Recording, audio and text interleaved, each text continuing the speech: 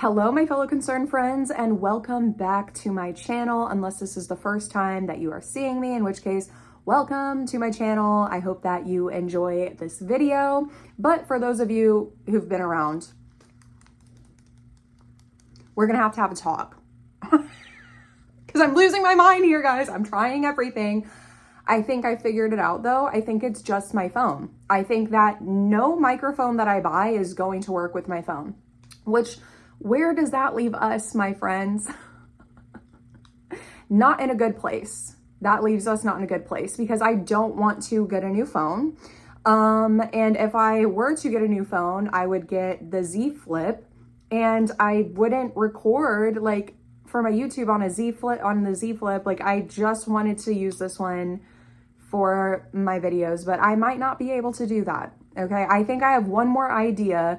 I have an older phone that's actually like newer than this one, but like my old phone was a newer version of this one, but that one like broke and then I ended up getting it fixed after I got this one. It's a whole long story. Okay, I'm gonna try it on that one because this microphone works and it works super, super good and it was way cheaper than that Rode one. I know it works because I just tried it on my iPad and it works completely freaking fine. But when I plug it into my phone, and yes, this one can be plugged in to my phone because it's got the little lightning, it doesn't work. It's literally my phone. What's wrong with you? Like, what is wrong with it? Like, genuinely, I don't understand because I was so excited to use it. And then I sat here, I already recorded 20 minutes of this video. And then I was like, I just have a feeling that it's not working because like I had tested it and I thought it was working like a couple days ago. And I'm glad that I did that because this is not working with my phone and it's driving me insane. So yeah, guys, I guess we're gonna have to sit here and brainstorm. I have that one other phone that I can try to record my YouTubes on, my old phone that's a little bit broken, but not really broken anymore. I don't know, guys. I'm trying everything that I can for the audio so that I'm not hurting your ears anymore. But unfortunately, today is, again, not that day. Even though I keep trying, one day we'll get there, okay? But what I can promise you is those of you who've complained in my last video about the noise balancing, is that what it's called? I can work on that. So this... another day, another dollar for Amazon, am I right? And for me, another day where I can focus on something else that I hate doing, and that is just the editing. So I will use this time before I can get my personal audio better to make better videos for you guys. Because when I'm like at the end of my editing, like I sometimes like I don't think to go back and like while I'm editing, like adjust the volume and stuff because I'm not trained in this. I've taught myself everything that I know how to do on this page, all of the cover, thumbnails, done by me. I had to teach myself everything. I am still learning and I can only get better. So buckle up because I'm gonna end up being the best Danielle YouTuber on this app. But until then, I will continue to be a mediocre Danielle on this app. So as you guys can obviously tell from the thumbnail and the title of this video, we are talking about the resilient Jenkins, specifically Stephanie Jenkins and Drew, you know, her man. And I'm just now talking about them because I haven't cared to talk about them because they've been talked about over and over and over and over and over again since they blew up. Now, when they did initially blow up, I did make, I think, at least one video on them and their living situation. And then after that, it just wasn't getting any better. CPS seems to be not caring. I couldn't keep watching the train wreck, if you know what I mean. That was until this video came up on my For You page where somebody had clipped it from Stephanie's like original video from her TikTok where she is making her kitty juice. Like she's making juice to drink to make your kitty taste better. That's what she is implying, okay? She's calling it her meow juice, okay? You know what I'm saying? And then gives it to her daughter. Like literally a daughter front and center on camera drinking it.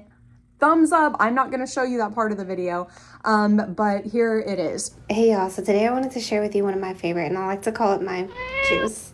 Just playing. I call this pineapple tea or pineapple cider because I'm a mommy, mamacita. So I can't be talking like that. Hi guys, while editing for this video, I realized that Stephanie actually has a second account. My roof is not about to fall down, okay? My kids are jumping upstairs, and if you hear snoring, it's because my husband's sleeping.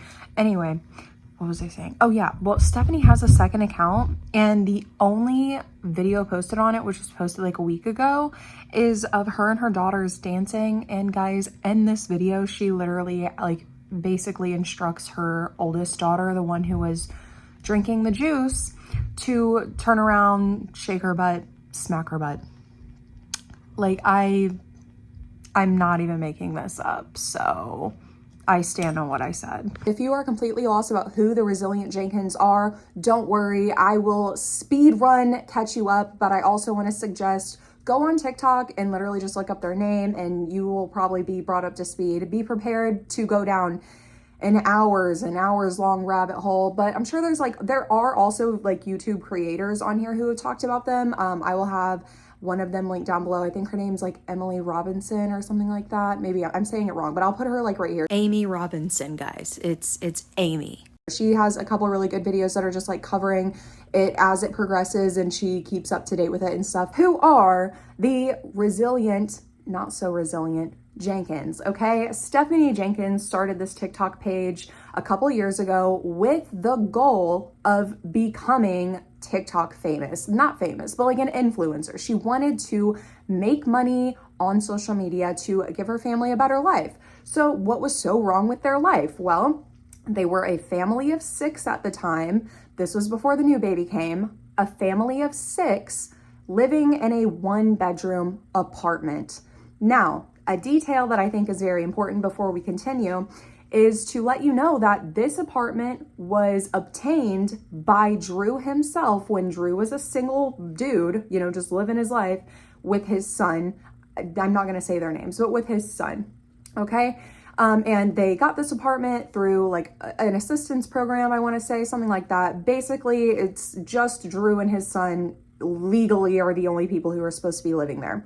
Period. End of story. So somehow Stephanie and Drew meet and they fall in love, and it's a beautiful love story according to Stephanie. And Stephanie already has other children from her husband, who she is not divorced from, who is a offender and offended his own mother. The real reason that Stephanie Jenkins is still legally tied to her convicted felon husband is because she's refusing to finalize the divorce. Court filings have been exposed online that show a case for the dissolution of marriage with their children. The paperwork clearly lists Stephanie's legal name, and guess who filed it? It was her husband. So let's talk about who this husband is, because he's not just locked up, he happens to be in prison on charges involving children. And then on top of that, he attempted to assault a 60-year-old family member. And Stephanie is still legally married to this person, and she is not signing the divorce paperwork. And you might assume, oh, well, maybe this is a money thing. Like maybe she can't afford the divorce or something, you know? Sometimes it takes a lot of money to do these things. Her own mother offered to cover every single expense of the divorce. We won't even take into account the amount of money that she actually makes off of her TikTok videos. Stephanie pulled out of the divorce at the last second, so it's not financial. Why keep tying yourself to someone who is now a known predator? Because logically, you have children. There's no good reason to be tied to this person, a man like this. Yes, he was convicted of essaying his own mother. Now, this was Stephanie Resilient Jenkins' first husband, and this was happening while he was staying with Stephanie and her children, which you would think violates the terms of being a registered offender. Back in 2019, he was found guilty of some of the most disturbing and unimaginable crimes, and he was living under Stephanie's roof. So it started with him essaying his own mother and then another victim who was under the age of 14. And these are public records. He is a convicted felon. In 2021, he was sentenced to 30 years for these crimes. Stephanie was still married to this man, and by 2022, Stephanie had moved in with Drew, yet she was still legally married to the predator. Now, the divorce filings paperwork show that he, in fact, filed for the divorce. Stephanie is not finalizing the divorce. She's not signing the paperwork. Stephanie did not even initiate the divorce. Now, most of TikTok clocked Drew for who he actually was a long time ago, but if you thought that Drew and Stephanie together were bad, you didn't know about her ex, who's currently in prison. But Stephanie and Drew meet, they fall in love, and she moves her young daughters in with this man in a 1-bedroom apartment. And guys, I am not saying that single mothers shouldn't date. I am not saying that at all. What I am saying is, yes, I am really worried about your child's safety. If you are bringing them around your dates, bringing them around men, moving them in with men, unless you guys have been together for a significant period of time, I don't think that that's a bad thing to keep your children away from your partner, somebody that you are hoping to have an intimate relationship with, like a long-term intimate relationship with, but you're not quite there yet. Yeah, let's not bring the kids around. I don't care that y'all are doing the hanky-panky every night. I don't care. That doesn't make him a stepdad. It doesn't make her a stepmom. Okay, we don't need to be bringing the kids into these situations until potential stepmom or stepdad has proven themselves as stepmom or stepdad. And even then, you still need to, at the bare minimum, be willing to believe your child whenever they come to you about anything regarding that other person. But bam, that is how a family of 6 ended up in a 1-bedroom apartment. So I don't know exactly, like I've heard some people say some things, but I can't show you like any concrete proof about what the living situation was like before Stephanie moved in. I've heard some people say the son had, like Drew's son had his own room because it's a 1-bedroom apartment, and then Drew was like out in the living room, whatever.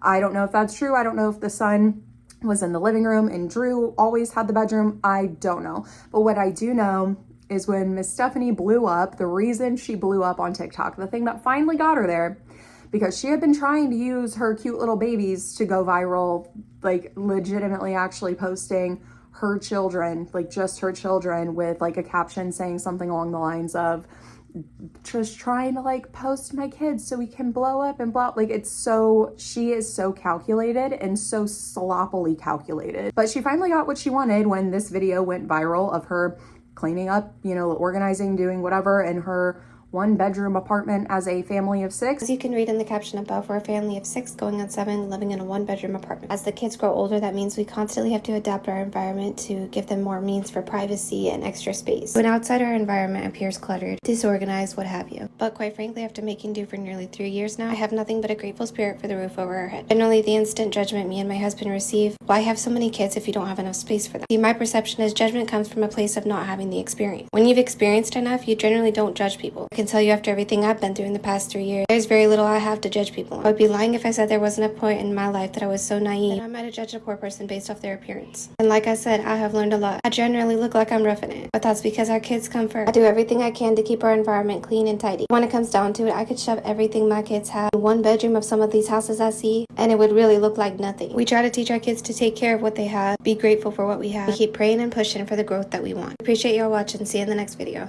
And of course, the internet did what the internet does and is like, what? 1 bedroom with 6 people?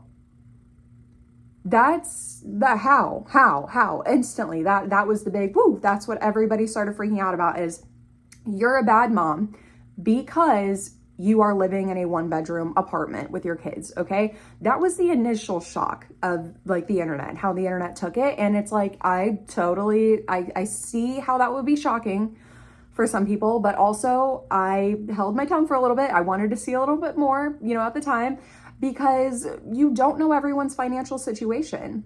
Like in theory, Stephanie and Drew could have had a 6-bedroom house, and then some major financial hardship or situation happened where, now they have to majorly downgrade to a 1-bedroom. Or sometimes I'm even friends with, mutuals with on TikTok, this family who is a family of 5, I want to say, and they are also living in a 1-bedroom apartment, and they have multiple reasons as to why that happened. And there's just a whole lot of reasons why people may have to downgrade, or why they may choose to downgrade. Maybe they're saving up for a bigger house. Maybe they're about to move. Maybe they had a major financial setback. Like, you never know. So I'm never going to judge how big someone's living space is. The only thing I'm ever going to judge is it clean and is it safe? Is it clean? Is it safe? Does everybody have their own bed, like a place to lay their head at night? you know? So I don't really feel like it's very fair to mom shame, parent shame, dad shame, kid shame, whatever, shame away parents who are living differently than you, because again, you don't know why they're living that way. And like, you know, ask why. That's totally fine, only if you're actually willing to hear the reason why and try to understand and empathize with it. However, my issue came with the fact that they had the bedroom. So it's a 1-bedroom, you have 4 kids, and you as the parents have the bedroom, and the 4 kids are just out, just in the living room, in the kitchen area.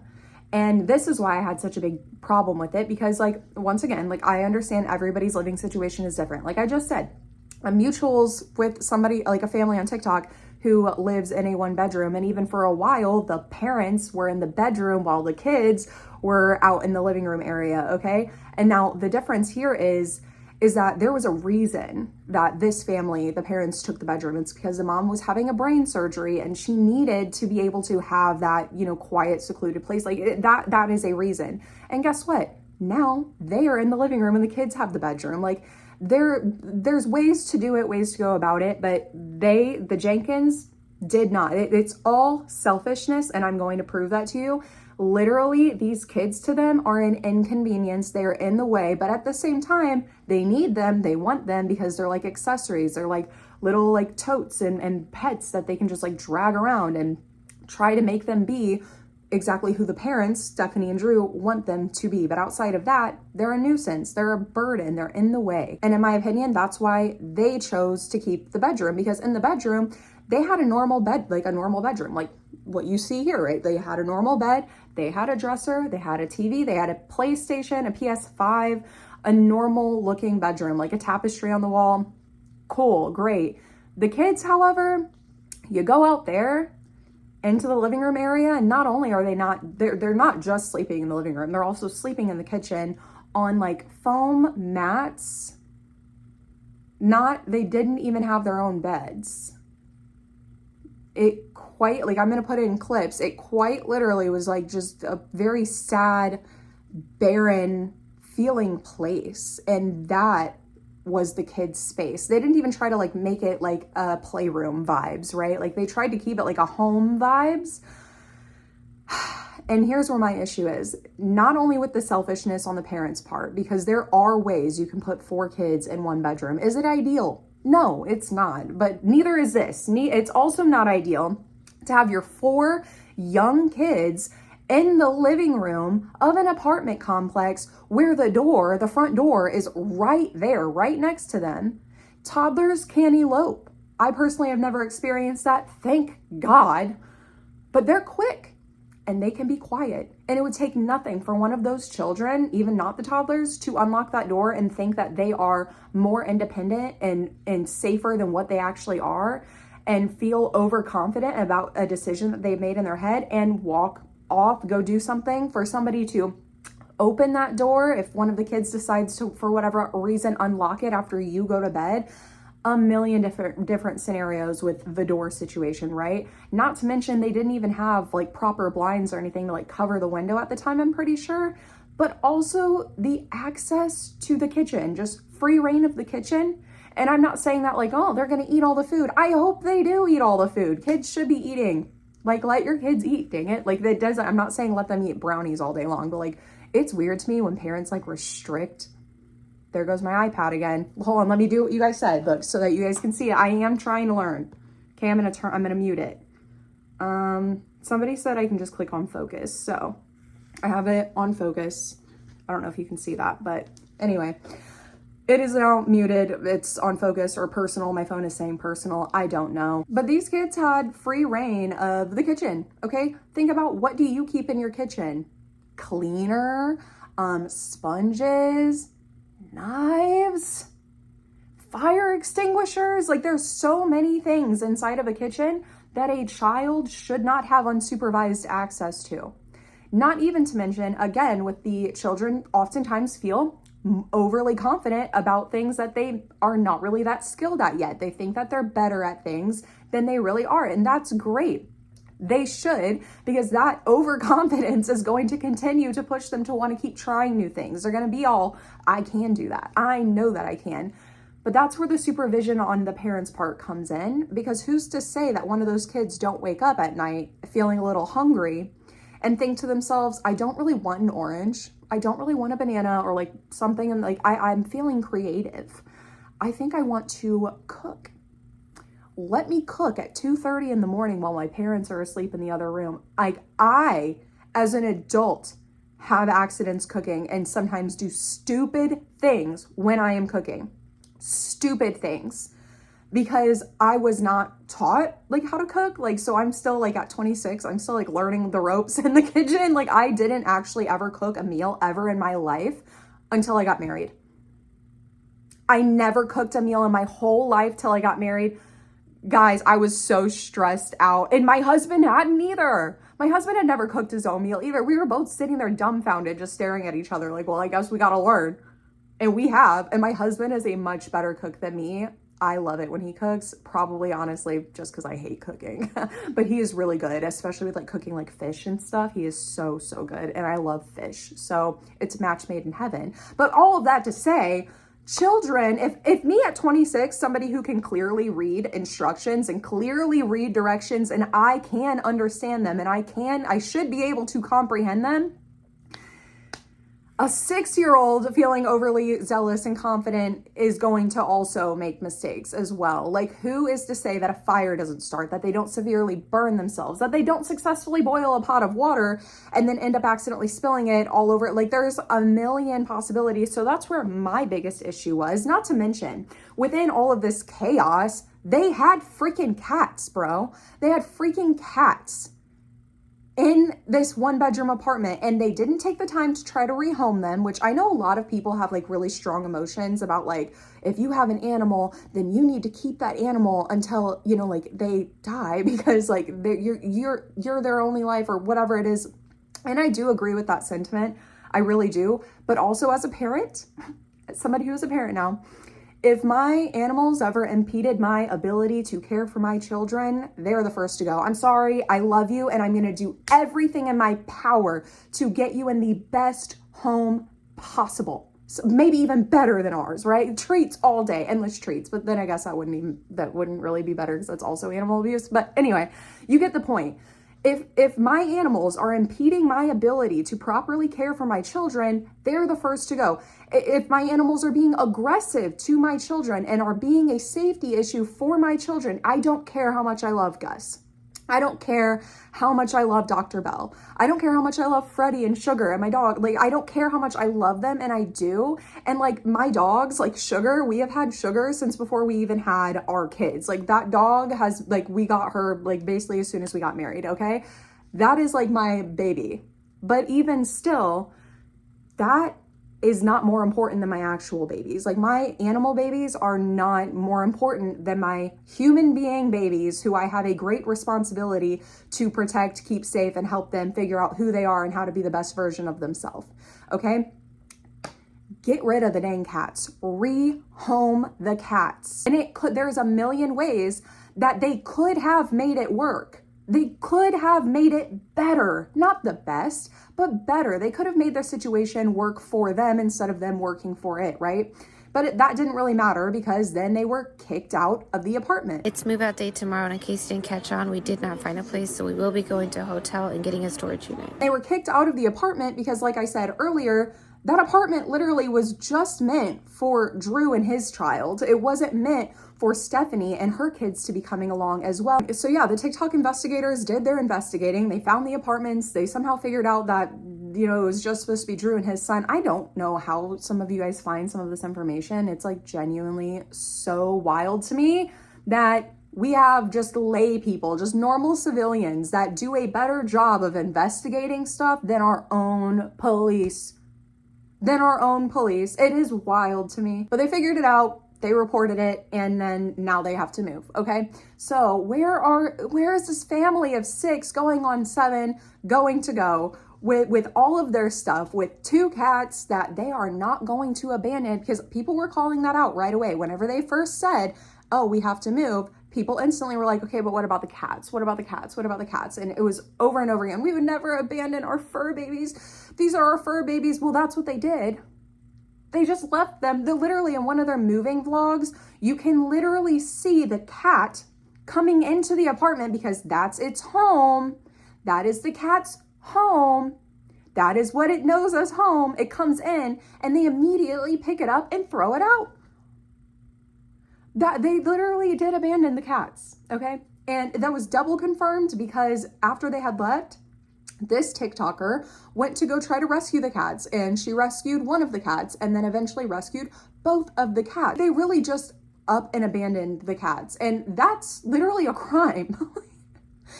And nothing is done. Like, I swear, these people are like invincible to the laws and to the rules. I don't understand our justice system, our society as a whole, when it comes to what is right and what is wrong and who is held accountable for what, is so backwards. It's mind-blowing. And it's so, what is the word I'm looking for? It's like, I can't believe that I'm living this. Like, I can't believe that this is not like, it's not like I'm watching this movie and it's like, wow, that's a really messed up society where it's like bad people just keep getting away with doing bad things and then the good people aren't getting any help and blah, blah, blah. And then it's like, no, that's the reality. It's dinging still, guys. I put it on focus. That's it. Now I will just turn the volume all the way down, which I know probably you guys are going to say, well, why didn't you just do that right away, Danielle? I don't know. I think it's because I was actually going to watch the videos as I was talking about them, but I don't need a refresher. It's permanently ingrained in my brain how terrible these people are. Okay, so they abandoned their cats. Thankfully, the cats were rescued and seem to be doing very well. So it's officially been a week homeless as a family of 7, and so far we're navigating it pretty well, I'd like to say. So they went from a 1-bedroom as a family of 6 to downgrading to a 1-room as a family of 7.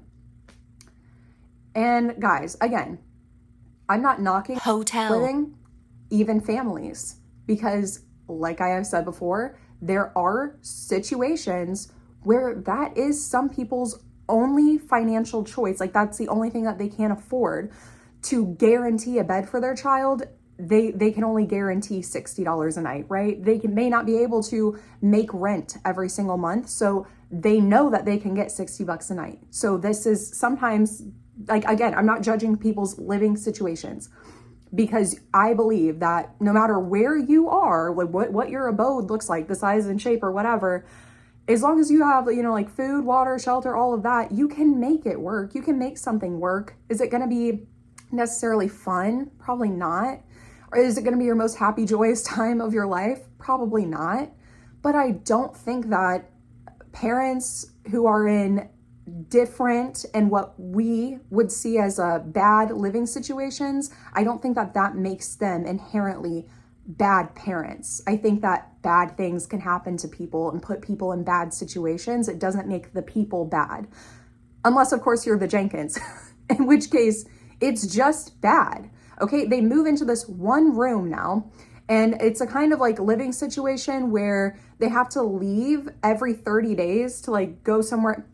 It is so complicated, guys. It is so complicated, but they live in a 1-room motel. I do believe from what I have seen that this is not really a program, but it's like kind of like a program that they're in where it's like they're not really paying rent, or maybe they are paying like a little bit. I don't know. It's complicated. When it comes to assistance and things like that, I get so confused unless it's me directly like going through it, because it gets so confusing when it's something that I don't know. It's one of those things where it's like I have a hard time like conceptualizing something until like I have like put myself through it and taken the time to be like, okay, this and then this and then this and then this. So I haven't done that with their current living situation, because it's probably going to change again very soon, or maybe it won't, because this was supposed to be a temporary thing while they got their money up and they got a better place to live. But this has been going on for months and months and months of living in this hotel, and it seems like nothing has changed.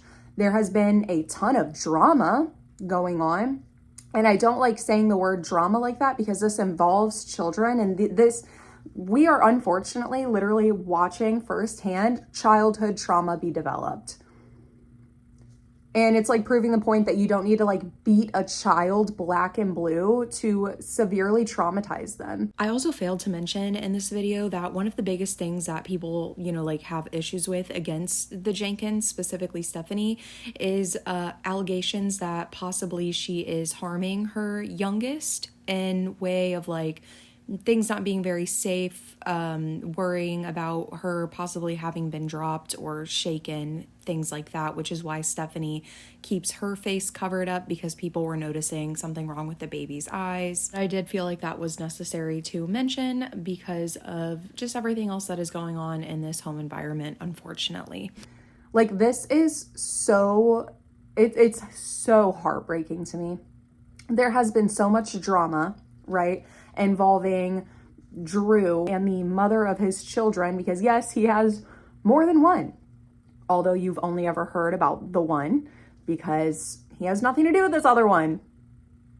Dad of the year, right? Like, this is like a running thing with him, is like he just doesn't take any responsibility for anything or anybody. And then there was some drama between Stephanie and Drew himself, and there's Drew is cheating, Drew is not cheating, I'm gonna leave Drew, I'm not gonna leave Drew. And then there's a random like cooking videos thrown in, like, here's the dinner I made after you just watched me lose my mind on live, and my husband was yelling at our kids and I told my kid to shut the F up, and like, it's just so much.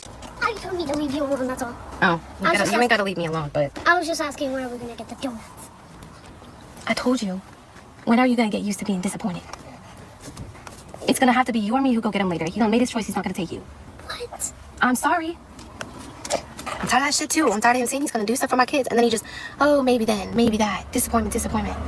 Yo, we up in this motel, homeless, and you can't just take your daughter to the freaking store to get some donuts when you told her you were gonna do it? I'm gonna shake you because I don't even know if I wanna.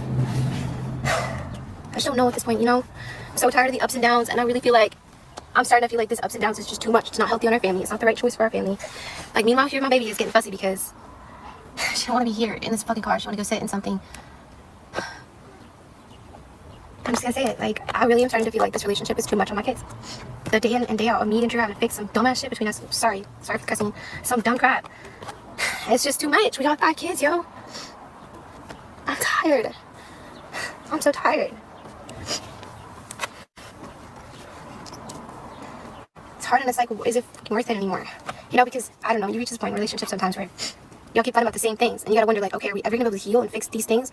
Or even if when our life is a little bit better, are these things still gonna challenge us and bring us back down to where our success is really never as great as it could be, because there's always gonna be this between us now. You feel me? When she has control over the narrative, she very much so tries to paint the picture of like, I'm just a normal mom. I'm just a normal mom in a normal situation that a lot of people might normally find themselves in. And all of this is just normal and chill. And I'm just being honest about, myself. I'm not trying to be fake or like present myself, but you are being fake, because then when she goes live and like she thinks like the live is paused, or she thinks that people can't hear her, she is talking to her kids in the most heinous way. In the most heinous way. And it's like, listen, I am no perfect mother. I have absolutely lost my cool. And I feel so crappy about myself every single time I do, because I'm like, they did not deserve that. If I have an attitude with them or something over something, or like I'm just annoyed, I'm like, they didn't freaking deserve. They're kids, bro. They are kids, bro. And then I'm immediately, dude, I'm sorry I did that. That was on me. Mommy's emotions are my problem, and they're never your problem. How I feel is on me, and how I feel is never your fault. We have that whole conversation and stuff, because I'm not perfect. I'm not. But I will always feel ashamed and apologize to my child, whereas Stephanie will just do it and think that nobody notices, or think that she's being slick. And so I can't help but wonder, like, what is she doing when there's not a camera on? Like, if she's that comfortable with correcting her children in that way, when there is a camera rolling and she knows she has to keep this like persona of like, happy hippie, I'm just a loving, carefree mom. Like, what is actually happening off camera? When there's no cameras rolling, how are people actually talking to each other in that home? And I don't care. I don't care how much attitude your kids are giving you. Kids give attitude. That comes with the freaking package of a kid. They have attitude. Okay? It's how are you responding to them? How are you talking to them? How are you talking to your partner? How are you letting your partner talk to you? Like, what is the dynamic here? And I can only imagine, not only because of the little bits and pieces that we see through her lives and things that get like, you know, like leaked or whatever, but also by the kids' behavior. Like, there was a big ordeal where it's like there was like a birthday party or something, and one of the girls had written a note for another one of the kids. And it was like on the note, I'll put it up here, but it was like so sad. It said something like about being sad. Okay, I wanted to pull it up because I couldn't remember off the top of my head what it said, but I'm glad that I did because it's like really sad. It says, "I am sorry, but I hate your birthday. Like, I feel alone." And it's like how like, I don't understand how that doesn't just crush their heart. Like, that's not my kid. And I'm like, a child should not, at that age, at any age, a child should not be like writing those things, like feeling it so much that you need to write a note apologizing for feeling that way. And I don't understand as a parent how you can see that, right? Because like she sees it, she's with her child in person and recording it and editing it. I don't understand how you can miss that. I don't think she's missing these things. I think that she's choosing to ignore these glaring red flags that her children are not happy, because then she has to look in the mirror. Then she has to make actual changes. And it's like, it's so heartbreaking for me to think about the fact that if and when these kids ever feel brave enough to come to her, to Drew, and say, "Hey, like, this actually negatively impacted me. And it was your fault. Like, we need to talk about this. Like, you caused my trauma. You caused my pain." I don't want to say for sure this is going to happen, but I'm like, obviously I don't know, but I would not be surprised if it was a matter of Stephanie, well, we did the best with what we could, and we gave you everything that we had. I mean, it could have been so much worse, or I gave you love. I gave you enough attention, or victimizing herself in some way. These kids are going to be invalidated. Like, their struggles will be invalidated because Stephanie refuses to accept the fact that this is traumatizing. She thinks that buying a balloon for her birthday and constantly, allegedly, always having a smile on her face is somehow going to make their childhood magical, and it's not. It's not. Like, they are seeing their mother not trying. That is what they are witnessing. They are watching a woman crashing and burning and pretending like she is not on fire, but it's because she doesn't think she's on fire. She doesn't think that there's a problem. She doesn't think that she is the problem. It's me. It's you. It's her kids for being ungrateful. And that brings us all the way to the juice video. Hey y'all, so today I wanted to share with you one of my favorite, and I like to call it my juice. I feel like I have kept my mouth shut for long enough and just sat back and watched in increments this train wreck happen. This was just like, I think, the caboose hitting the final wall for me, because it's like, you knew what you were doing. Even if your only goal was to rage bait the people who care about your kids, that still makes you a very bad mom. Like, you are a bad mother. You are a sick human being to make a juice that has the intended purpose of enhancing flavor in certain areas that should only be shared between 2 consenting adults, or 3 or 4, I don't care, consenting adults. You're gonna make that, say that joke to the camera, and then show on full display your daughter drinking that juice, giving a thumbs up. She has no idea what you said prior to handing her that cup. She has no idea that that tagline and her face are going to be associated together now. She doesn't know the amount of saves on that video, nor even if she did understand the amount of saves, she can't comprehend why so many people are saving that video. Like, in my opinion, like, that is straight up an advertisement. If it's not rage bait, I mean, at best, it's rage bait. At best, it was rage bait. Because outside of that, you are, even if it's rage bait, you are sick for even making that joke. Like, actually, genuinely, to not understand the severity of not only making that joke in your head. 626 saves. 626 people saved a video of you making kitty juice and then giving it to your daughter. That was so intentional. That was so intentional. And she also goes on to talk about how, like, she doesn't like showing her kids eating in her videos and stuff, but then she'll also post like videos of just her kids' straight up feet, as well as many other things. Like, in my opinion, you know what you're doing. And I cannot for the life of me wrap my mind around how and why CPS has not been involved. And maybe they have been. I feel like maybe I've heard something like they have been. I do not understand why intervention has not happened, why they have not made them do something yet.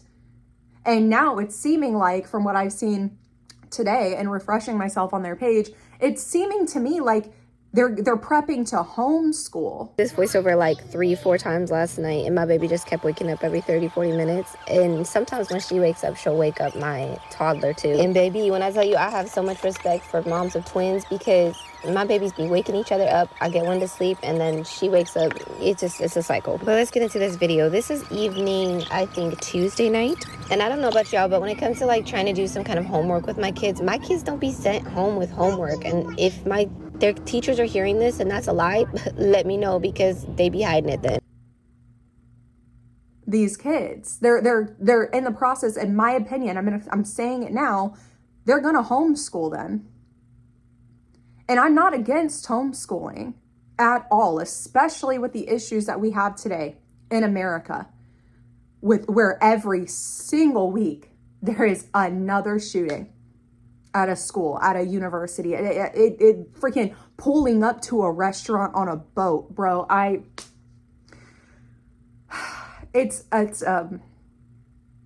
God, it feels so backwards to be alive today.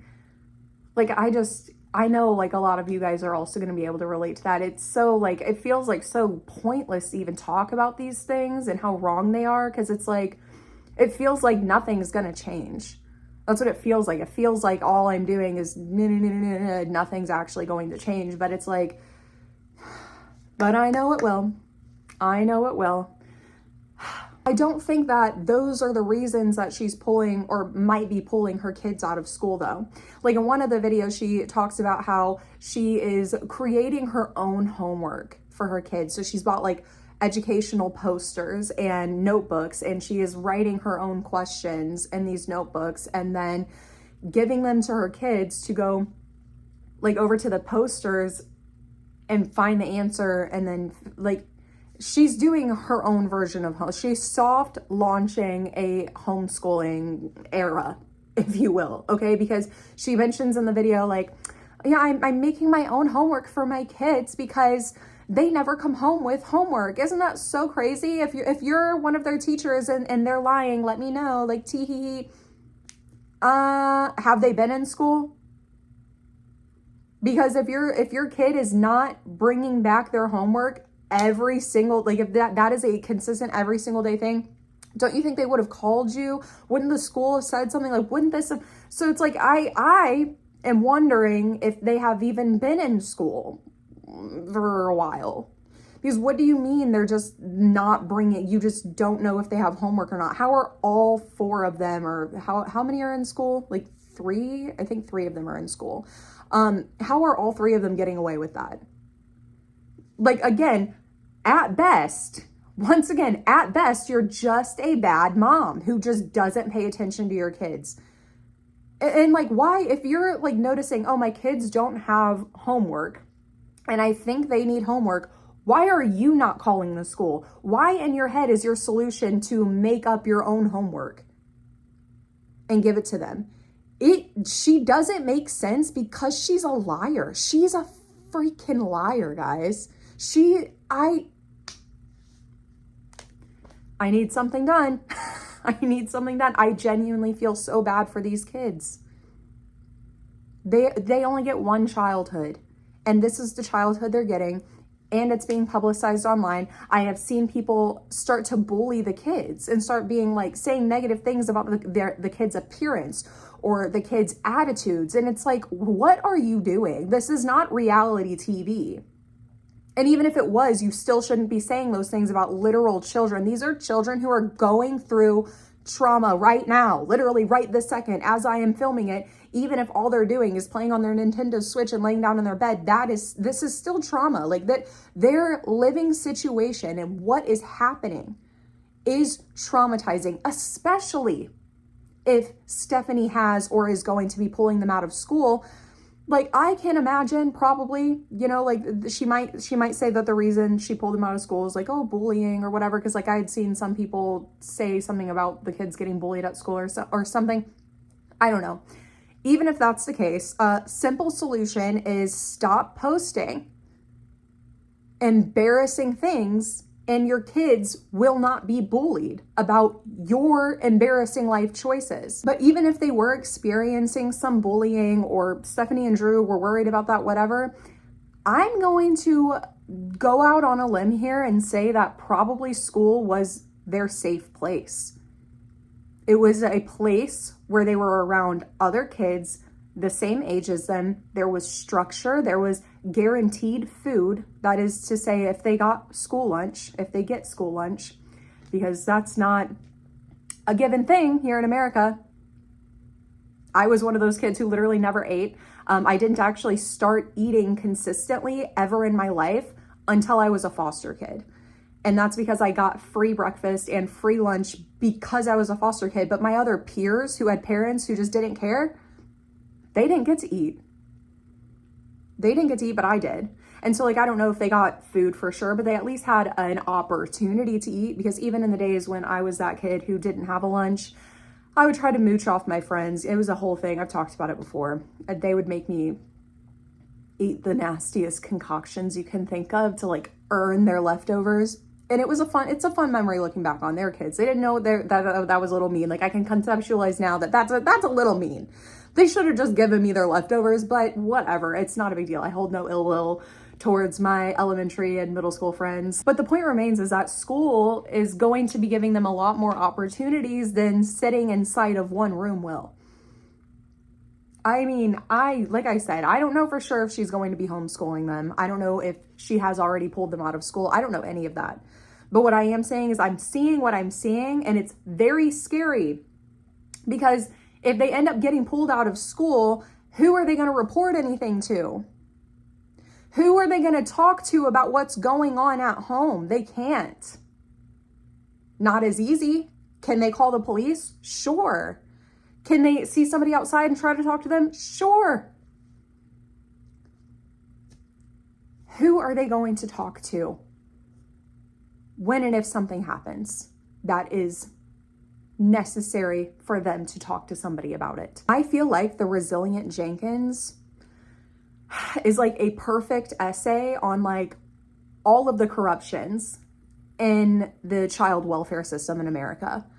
Like, my heart genuinely is so shattered for these kids. They have been failed so much. And I want to take a second and say that I know that foster care is not a walk in the park. I know I was a foster kid and I have a lot of trauma from foster care.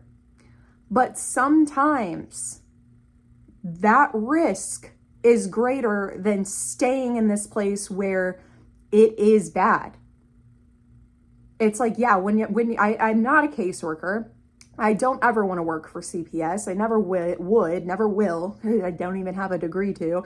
But I can imagine how difficult that is to try to determine a risk benefit, right? With like, this home is bad and we have foster care available, but then it's like you're taking the risk of like removing this child from a bad environment and possibly putting them in an even worse environment. But at the same time, you're also taking the risk of taking this child out of a really bad environment and putting them in a really fantastic and thriving environment. And let's not forget that the goal of foster care is reunification. So when I'm saying I feel like this is like a case study on like, or like just evidence or just an essay, whatever I said, on how the child welfare system just fails children, I'm not saying take these kids and put them in foster care and never let them see their parents or siblings ever again. I'm not saying that, okay? Because I understand that these kids are going to want to go back home. They're going to want to be back with their parents and their siblings. That's something that they're going to want. But at the end of the day, these parents are not putting their kids first. They're not. I don't care what they tell you. I don't care what they try to tell me. They're not. They won't get a freaking job. That man won't sell his dang PS5. They fight all the time. They are not bettering their situation. Their kids are sitting here writing letters, apologizing to the other kids for being depressed. Like, this is insanity. And something should be done. Not to spite Stephanie and Drew, because honestly, screw them. Something needs to be done so that these kids have the best chance possible of success. Because right now, that's not happening. They are not being set up for success. They are being set up for struggle and being told that that's good because it makes you resilient. Kids don't need to be resilient. They need to be kids.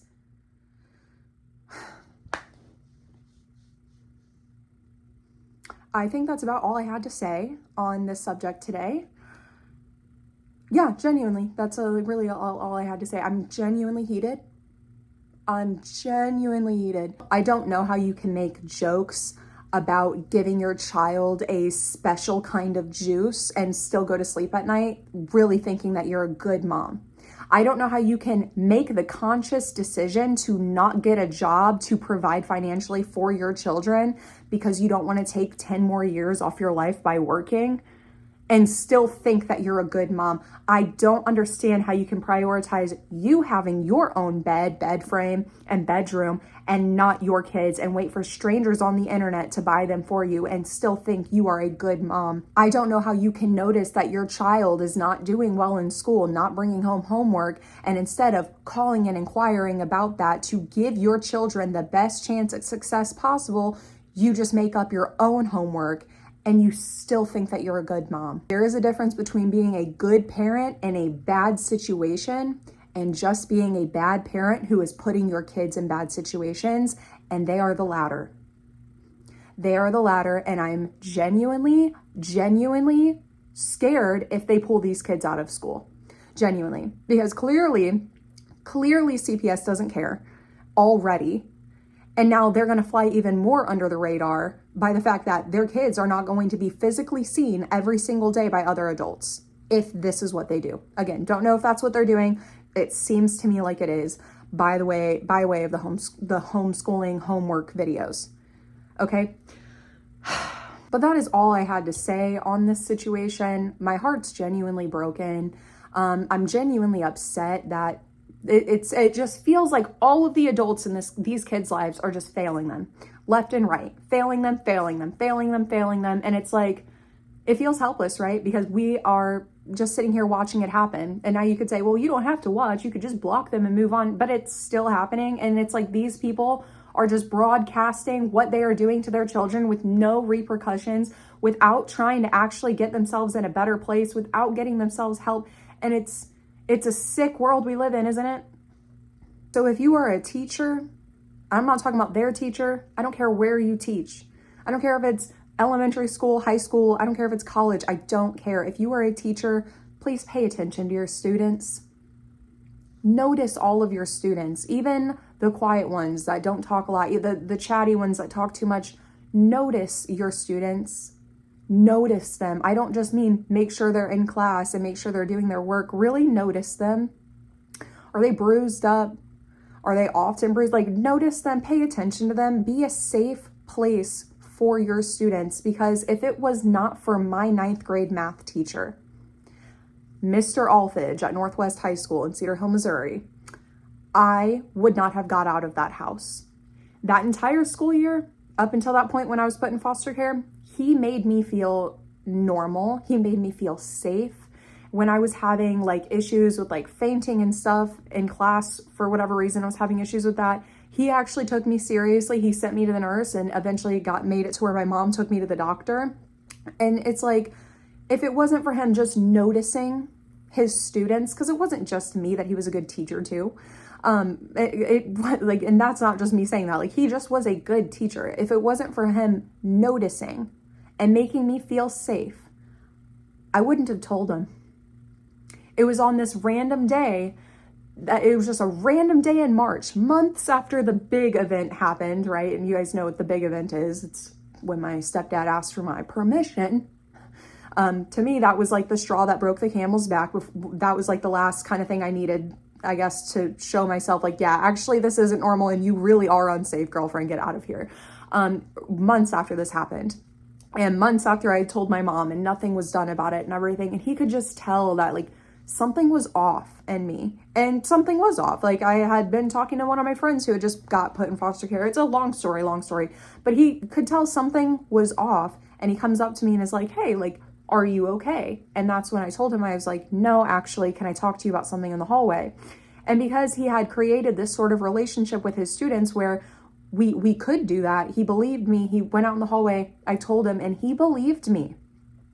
He didn't say, well, are you sure about it? No, he just believed me. And he sent me to the counselor where I was able to actually get help. And so I just want to end this off by saying, for some kids, you as a teacher, as a lunch lady, as a janitor even, it doesn't matter. If you are an adult in a school setting and you are around children, be a safe place for them. Because sometimes you are our only hope at being believed and validated and finally getting help. And getting help doesn't always mean that a child is taken away and placed in foster care. A lot of times the state doesn't want to do that. The state wants to help the family if they can, right? I don't know why the state has not done anything, it seems like, to help these children. But what I can say is, if you are a teacher and this situation bothers you, and the thought of these kids being pulled out of school and possibly being homeschooled is something that's like, ooh, be a safe place. Pay attention to your students. Notice your students. Talk to your students more about than just the subject that you're teaching. Make them feel like you care about how they feel, because it can literally save some kids' lives. So that is officially all I have for you guys today.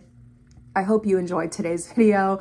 Yeah, that's all I have to say. If you liked this video, give it a thumbs up. I'd really appreciate it. And let me know what your thoughts are down below, as always. And don't forget to subscribe. If you're not subscribed yet, go ahead and subscribe. And I will see you guys on the next one.